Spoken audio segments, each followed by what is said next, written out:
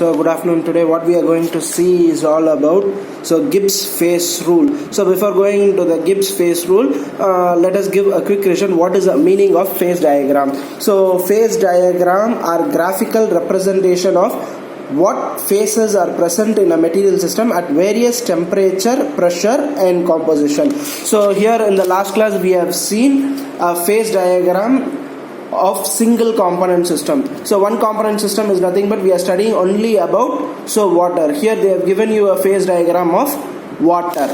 So now comes the Gibbs phase rule. So Gibbs phase rule, F is equal to C minus P plus 2. So what does F stands for? F stands for degrees of freedom of the system or number of variables such as temperature, pressure or composition that can be changed independently without altering the equilibrium of the system. So what okay, we'll see that later. So C stands for number of components and P stands for number of phases present in the system. So what is the meaning of P? So if we are studying about two components, so number of components will be number of phases will C, if we are studying about two components, for example, if we are studying about copper and nickel, copper is one component and nickel will be the other component. So that is two component system. And P represents number of phases present. Either pure liquid is present or liquid plus vapor is present. So if liquid plus vapor is present, that is two phases. If only pure liquid is present, that is single phase. Okay.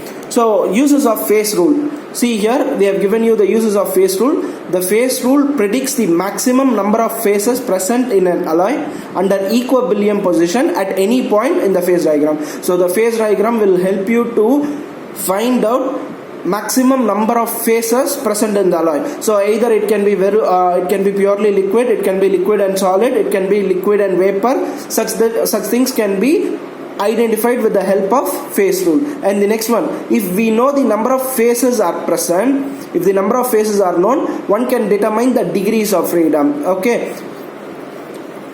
Thus, the phase rule is useful to know whether the temperature, pressure or both variables can be changed without changing the structure of the alloy. So what is the importance of the phase rule? Phase rule will help us to identify whether temperature, pressure or composition, whether these three things can be changed such that my structure of the alloy does not changes or it will be remaining in the same equilibrium condition.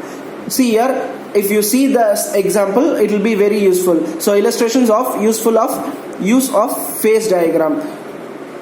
Here they have taken the example of one component system. See here in this one component system, this triple point, in this triple point we know that water exists in three forms. What are these three forms? So it will be in liquid, gas as well as in solid. Okay. So see, now they are applying F is equal to C minus P plus 2. So we are studying about water. So it is only one component system. So 1 minus and this 3 stands for phases. So water exists in three phases. What are those three phases?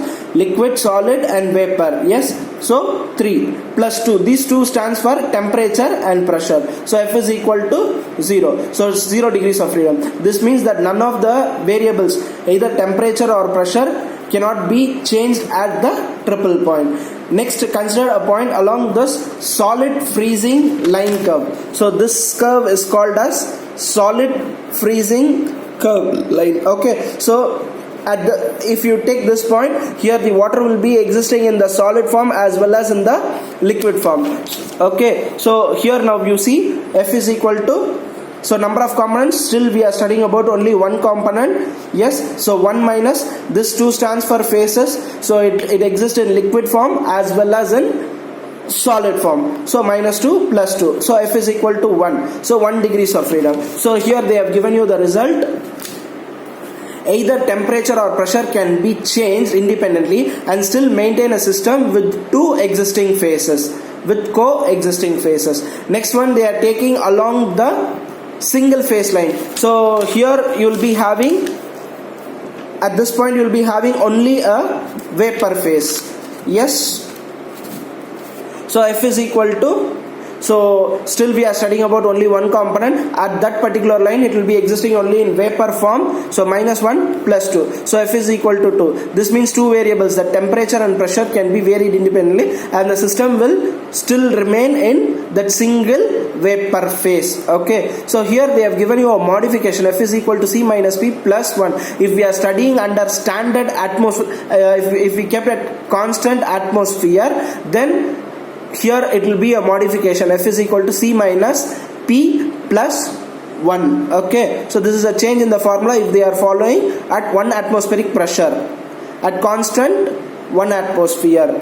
Here you can see an example of two component system. Here they are studying about nitrogen gas and hydrogen gas. So number of components 2. So both are in same phase, both are in gas phase. So F is equal to C minus 1 plus 2. So that is equal to 3. So 3 degrees of freedom. So what does this gives you a result that you can change the temperature, pressure and composition. Thank you.